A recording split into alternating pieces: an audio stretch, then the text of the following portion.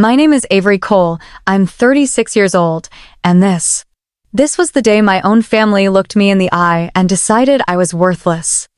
Not misunderstood. Not different. Not difficult. Worthless. The wedding reception was in full bloom. A white tent stretched across rows of grapevines, with chandeliers swaying gently in the breeze. Guests sipped sparkling wine under golden light, their laughter bouncing like little ricochets off crystal glasses. Everything was curated: the flowers, the food, even the seating chart, everything but me. I had just walked in, wearing my army dress uniform. Not as a statement, not to prove anything, just because that's who I am. And that's when my mother saw me. She blinked twice, lips tightening. "You wore that?" she whispered, like my uniform was an act of rebellion. Like I'd just shown up in a Halloween costume to a black tie gala. I kept my voice even. I didn't see a dress code that excluded national service.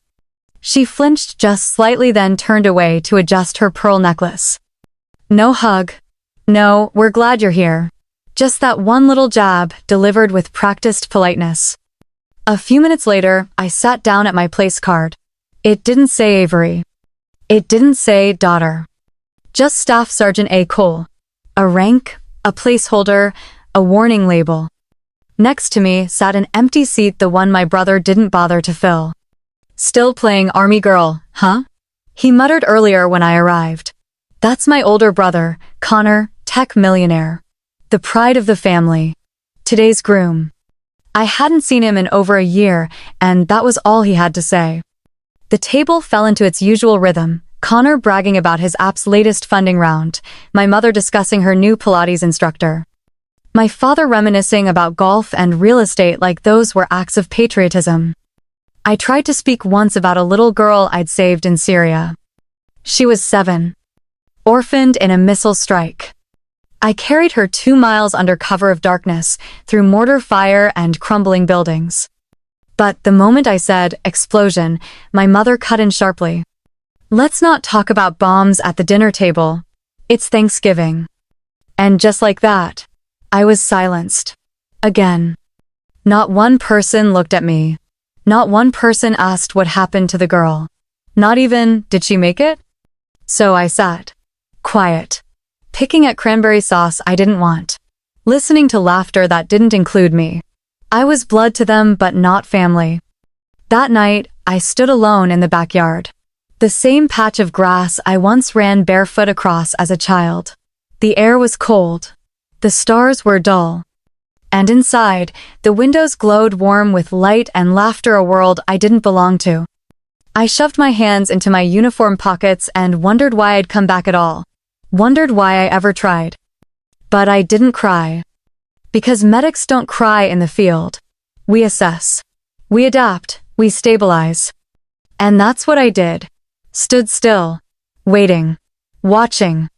Inside, I could still hear them. Forks clinking. Connor making another joke. Someone asking if I was still doing the soldier thing. The last time I had been home, really home, my mother looked me dead in the eye and said, "Real heroes don't brag about being medics, sweetie, you're just playing soldier." It wasn't what she said. It was how she said medic, like it was dirty. Like it tasted sour in her mouth. Like saving lives with bare hands in bullet-ridden tents somehow wasn't enough. I left early the next morning. No one asked why. No one said goodbye. As I zipped my duffel bag, I stared at my hands. The same hands that once held a soldier's artery shut for 12 minutes while waiting for an evac chopper. The same hands that pulled a screaming private from a burning convoy. But in that house? They were just hands. Idle. Unwanted. Unnoticed.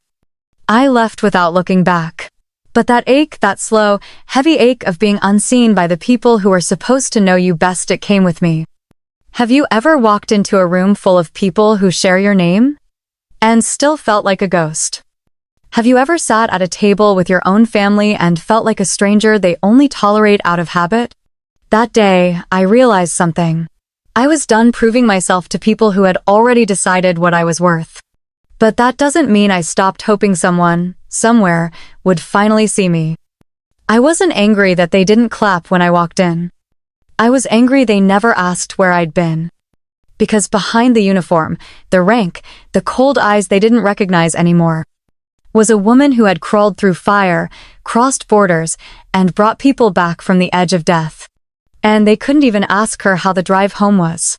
That day, that beautiful, picture-perfect day, I was the only one who remembered the lives I had saved. Until someone else did. But we'll get to that. Because before I became the woman who shook hands with the president in front of a shocked wedding crowd, I was just Avery Cole. The difficult daughter. The angry sister. The one who wore boots when everyone else wore heels. The one they thought would never amount to anything. But tell me this. What happens when the woman they called worthless turns out to be the reason others still breathe? Will she keep swallowing silence? Or will she make them listen? To be continued. You don't grow up in the Cole household without learning how to perform. Everything had to be just so: the picture-perfect smiles, the folded napkins, the polite Sunday dinners. Appearances mattered. Perception was everything. But belonging? That was conditional. And I never quite met the conditions. From the beginning, I was the misfit. The girl who scraped her knees climbing trees when she was supposed to be rehearsing piano recitals. The one who brought home frogs in her backpack instead of perfect grades in French class. Meanwhile, Connor, my older brother, could do no wrong. He was the golden child. Quarterback by sophomore year. Student council president. Early acceptance to Stanford. By 13, he was already a brand his parents could market, a walking LinkedIn success story in the making. My parents didn't just love Connor. They orbited around him. Our meals were scheduled around his games. Our vacations planned around his training camps. Even Christmas morning waited until Connor was ready to open gifts. Me? I sat quietly at the edge of it all, learning to disappear. But I didn't disappear inside. Inside, I was on fire. While other girls at school were practicing dance routines or worrying about prom dresses, I was buried in books about anatomy and survival medicine. I read about hemorrhages and hypovolemic shock. I knew how to apply a tourniquet by the time I was 16. The first time I told my parents what I really wanted, we were sitting around the dinner table. I said it simply, like a fact. I want to be a combat medic. My father dropped his fork. My mother blinked. You mean, like a nurse? She asked, trying to make sense of it. No, I said, full of teenage fire. Like a medic. I want to serve. I want to be in the field. She looked at me like I had just said I wanted to run off and join a circus. Then came the real blow. Well, she said, have you considered cosmetology instead? Or teaching? Something safer, something feminine. I didn't respond. I just stared at my plate, trying to swallow the shame rising in my throat. From that night on, they spoke about my future like it was a warning to others. Don't be like Avery. Don't waste your looks. Don't throw away your potential. I was 17 when I realized I was already gone in their eyes. So on my 18th birthday, I enlisted. No party. No announcement. Just a signature on the dotted line and a folded application left on the kitchen counter. I cleaned my room that morning so spotless it could have passed inspection. And I left without a single goodbye. 3 days later, I got a text from Connor. 2 words. Why, though? Not stay safe. Not I'm proud of you. Just confusion, as if the idea that I could build a future not built around him was unthinkable. And yet, I never cried. Not even in boot camp, when my muscles screamed and my bunkmates sobbed beside me. Not even when I had to jam 2 fingers into a fellow recruit's simulated chest wound while he screamed like it was real. Not even the first time I heard actual gunfire rip across the desert sky in a land I couldn't pronounce. Because every time I wanted to fall apart, I remembered the way my mother said, medic, like it was an insult. I remembered the empty stares at the dinner table. I remembered being invisible in the home I was born in. So I got sharper. Harder. Better. I learned to hear pain behind silence. To find the artery without looking. To count the seconds between life and death and make every one of them matter. I survived because I had something to prove even if they never noticed. But one visit home changed everything. It was the summer after my second deployment. I had 3 commendations. I had pulled 6 men from a collapsed building during a nighttime raid. I had stitched wounds under fire, set broken bones with trembling hands, and somehow brought them all back. But back home, I was still just Avery, the girl who made everyone uncomfortable. Connor had a new girlfriend. New promotion. He shook my hand like I was a distant acquaintance who showed up at the wrong party. My mother looked me up and down and said, "You look tired, dear. You should try eye cream." I didn't even unpack my bag. I stayed 2 nights in the same old guest room with no photos on the walls and lemon-scented sheets. And I left without telling anyone. It hit me in the car, somewhere around exit 34 on the freeway. I was done begging to be seen. They weren't cruel. Just careless. They saw me only as I had been, never who I had become. But part of me, the quiet, broken part, still hoped. Still wanted that phone call. That proud message. That little voice saying, "We were wrong about you." It never came. What did come was a wedding invitation. Connor's wedding. Napa Valley. Black tie. The envelope? Addressed to Staff Sergeant A. Cole. No. Dear. No. Avery. Just the rank. As if that's all they could recognize now. And that's when I knew they hadn't changed. But I had. And I wasn't walking into that reception as someone asking for a seat. I was coming in as someone who earned her place. To be continued. You don't become a good combat medic by accident. You become one through pain, through repetition, through loss. By the time I turned 24, I had already stopped 4 arterial bleeds with nothing but gauze, my bare hands, and whispered promises. I'd carried bodies through fire. I'd sewn skin that had been split open by shrapnel. I'd learned how to hold my breath for 30 seconds, not for diving, but to avoid giving away our position as bullets cracked past my helmet. I didn't become hardened. I became clear. Clear about what mattered. Clear about who I was without applause.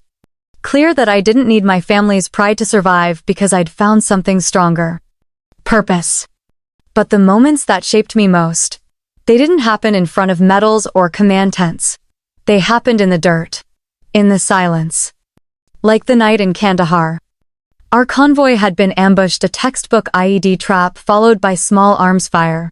I was tossed sideways inside the Humvee, slammed my head so hard against the door I blacked out for several seconds. When I came to, the driver was dead. The gunner unconscious. My lieutenant pinned, screaming. There was smoke. Screaming. Fire. And then I heard it. A baby crying. Not wailing. Just a soft, sharp sob, cutting through the chaos. I crawled from the wreckage and spotted her, a girl, maybe 8, crouched behind a broken fruit stand. Blood smeared her cheek. In her arms. An infant swaddled in a soot-stained cloth. Over comms, I heard the warning. Do not engage civilians. Unknown threats. Hold your position. But I couldn't. I wouldn't. If I stayed, they'd die. So I ran. 150 meters through open terrain. Dodging gunfire.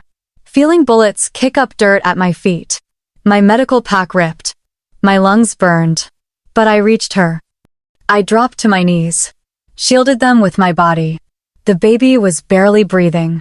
The girl had burns and a fractured wrist. No backup. No cover. Just me. I wrapped them in my jacket. Carried them both through smoke and flame to a downed Humvee. A private laid suppressing fire while I ran like hell. They survived. So did I. But my record? Not so much. You disobeyed a direct order, my commanding officer said 2 days later. Yes, sir, I replied. You jeopardized your team. With respect, sir, I said quietly. No one else was moving. He exhaled long and slow. You're not a hero, Sergeant. You're lucky. And we don't build protocol around luck. He issued a formal warning. No demotion. Just a mark. A quiet whisper passed up the chain. She doesn't follow orders. But the next morning, I found a note on my bunk. No name. Just a fingerprint in blood on the corner and 5 words. Because of you, they lived. That's what I held on to. I didn't tell my family. Not about the rescue. Not about the warning. Not about the 2 pink scars across my ribs where metal had grazed me. Because I already knew what they'd say. My mother would have muttered, "Isn't that what you signed up for?" My father might have said I was being reckless. Connor wouldn't have replied at all. So I kept it for myself. Eventually, the footage from a helmet cam made its way up the chain of command. I didn't know it at the time. I only learned later that someone in DC watched that clip in silence and whispered, "Find her." But in the meantime, I kept working. Day in, day out. There's no glory in the trenches. You don't get ticker tape parades for sewing up a ruptured femoral artery in under 90 seconds. No one sings your praises when you apply pressure to a man's gut while he screams for his mother in a language you barely understand.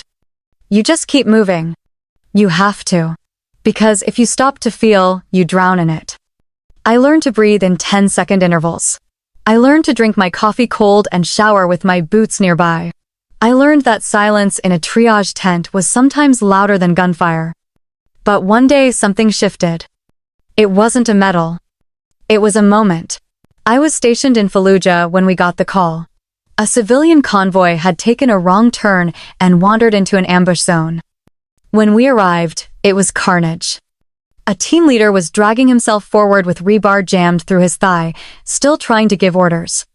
And then I saw her, a girl, face down near an overturned car. Small, fragile. I didn't think. I didn't ask. I just ran. I stabilized her, carried her, got her to safety. Later, I woke up in a field hospital. Concussion. Fractured ribs. 22 stitches. The girl had survived, reunited with her aunt. Before they transferred me out, she came to see me. She gave me a lollipop. Whispered, "You brave." That moment, that tiny voice, it broke something open in me. Not pain. Permission. To feel. To believe that maybe, just maybe, I was worth something even if my family never saw it. My mother never knew about that moment. Never asked. But out there, on those bloodied roads and scorched skies, I was more than enough. Eventually, I transitioned stateside. Started teaching trauma triage at Walter Reed. Still no calls. No letters, no visits. But I no longer waited for them. Because now, young recruits looked at me with respect. And when they asked, "Ma'am, how did you stay calm under fire?" I told them the truth. When you grow up invisible, you learn to see everything. What they didn't know was I had learned to save lives because no one ever showed me how to save my own. But that was changing. Slowly, quietly, permanently. I still didn't wear my medals around town. I still didn't correct people when they called me nurse. But I stood taller. Not because I wanted to prove anything. Because I had already proven it. And soon, whether my family liked it or not, they were about to learn who I really was. To be continued. The wedding was flawless. Rows of white chairs curved into a soft half-moon around a wooden arch laced with ivory roses. Every guest wore something expensive, pressed, and pastel.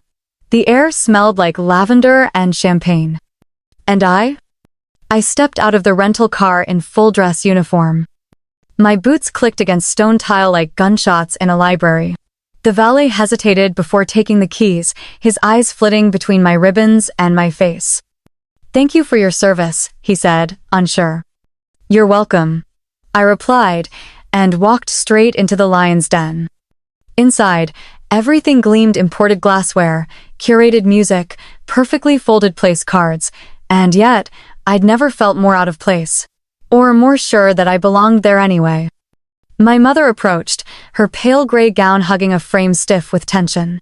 "Oh," she said, her lips not quite masking the disappointment. "You wore that." I didn't realize honoring the country came with a dress code, I said, calm and cool. "It's just. Today's about Connor, she whispered, smile tight. We didn't want too much attention pulled away. Of course. Wouldn't want a decorated war veteran pulling focus from the guy with a software startup and a spray tan. My father arrived seconds later, said nothing about the uniform. Just handed me a drink I didn't ask for. Then came the bride's mother, leaning in with the practiced smile of someone born in a country club. I heard you're a doctor of some kind. So noble, she gushed. We were just saying how wonderful it is that Connor's sister could make it. I bit my tongue and replied, not a doctor. I'm a combat medic. Oh, she blinked. Like an army nurse? No, I said, still smiling. Like a medic who runs through live fire with one hand on a rifle and the other stopping someone's liver from falling out. She paled. I sipped. And excused myself. I sat at the ceremony beside an empty chair. No one made small talk. I wasn't the bride. I wasn't the mother. I wasn't a photo-worthy accessory. I was the reminder. The reminder of sacrifice. Of blood. Of war. And they didn't know what to do with that. Connor walked down the aisle like a king. His eyes flickered when they landed on me, not in greeting, but in calculation. Like he was trying to figure out whether I'd ruin the photo op. I didn't. I didn't speak. Didn't make a toast. Didn't raise my voice. Because I hadn't come for vengeance. But that didn't mean I came quietly. At the reception, I was cornered by a few distant cousins, the kind who only remembered me as the girl who skipped Christmas once to go to Afghanistan or wherever. So what do you even do now? One asked, sipping rosé. I answered plainly. I teach battlefield triage. I prioritize who lives. I stop bleeding with my bare hands. I train medics how to make it out alive. One of them laughed, but the kind that hides discomfort. Damn. Okay, I thought you were just angry. But that's kinda badass. I nodded. It is. And then. It happened. A tap on my shoulder. I turned and there he was. Dressed in full navy blue, flanked by 2 Secret Service agents. Older, weathered, but unmistakable. The Commander-in-Chief. The President of the United States. Every glass in the room paused. Every mouth half open. He extended a hand. Your Staff Sergeant Avery Cole, yes? Yes, sir, I said, somehow steady.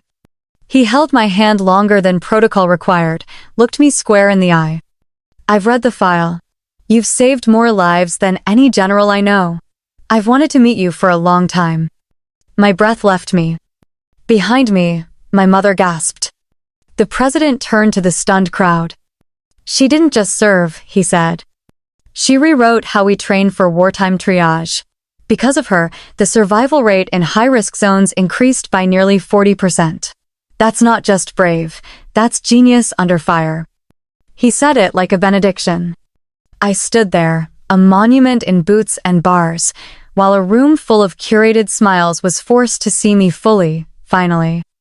Not as the difficult daughter. Not as the awkward +1 in boots. But as someone who changed lives. Without ever firing a bullet. After the applause, yes, there was applause, the president leaned in and said, expect a call. There's a role on a national health task force with your name on it. Then he was gone. But the silence he left behind was louder than any speech. I turned around. My father stared at the floor. Connor's mouth was slightly open, his jaw slack. And my mother, her hand trembling, reached for mine. I didn't know, she whispered. I looked at her, gently. You never asked. That was the moment the ground shifted. Not in them. In me. Because I wasn't looking for redemption anymore. I wasn't waiting for a chair at their table. I had built my own. Later, the photographer announced the formal family photo. I began to step away by habit. And then he said, excuse me, miss, are you the soldier? We need you front and center. I froze. So did my mother. But before anyone could object, the president, who had lingered just long enough, stepped forward again. He grinned and said, I think this family's most decorated member belongs right in the middle, don't you? Click. The camera flashed. And for the first time in 36 years, I didn't feel like I had to earn my place. I simply was. To be continued. After the photo, I didn't return to my seat right away. I stood under the grapevine canopy, the air rich with the scent of earth and aging wine. Inside, music started again. The perfect wedding resumed. But I wasn't the same. Neither were they. People began to approach me slowly, awkwardly, like I was some sacred object they didn't know how to handle. A bridesmaid whispered that her brother was in the Navy and asked if she could shake my hand. One of my uncles, someone who hadn't said more than 10 words to me in 10 years, gave me a nod and a soft, "You did good, kid." Even the young server clearing plates paused, eyes wide. "Ma'am, I just wanted to say, I want to be like you. I'm enlisting next fall." That hit deeper than any applause. Because they saw me. Not as Connor's sister. Not as the inconvenient daughter. But as someone who had done something. And not because I stood at a podium, or wore medals, but because I'd lived it, bled for it, chosen it again and again. Later, as the sun dipped below the valley, the photographer returned for more candid shots. I tried to step out of the way. Not because I was bitter. Because I was used to being edited out. But then again the unexpected. The photographer raised his voice. "Wait, the soldier stays. She's the reason half the people in this shot are even here." My mother opened her mouth, likely to object, but then paused. Because the president, who'd stayed longer than anyone anticipated, stepped forward with that calm confidence only leaders have and said, loud enough for everyone to hear, "She belongs right where she is." Click. It wasn't a click of victory. It was a click of truth finally being recorded. As the guests filtered into the reception hall, I found myself alone for a moment on the terrace. And that's when my mother approached. She didn't say much at first. Just stood beside me, looking out over the vineyard like she was watching something slip away that she hadn't realized she ever held. Her hand reached out, fingers tentative, and gently touched mine. "I didn't know," she whispered. I turned to her. "You never asked." She nodded just once. Not as an apology, but as an acknowledgement. A beginning. I didn't need more than that. Because I wasn't here to punish them. I was here to prove something not to them, but to myself. That I could return, and still walk away whole. That I could let them see what they missed, and still not need their permission to exist. Later that night, as the music swelled and the cake was cut, I stayed quiet. I watched. I laughed genuinely, even. A cousin I barely remembered offered me a glass of water instead of wine.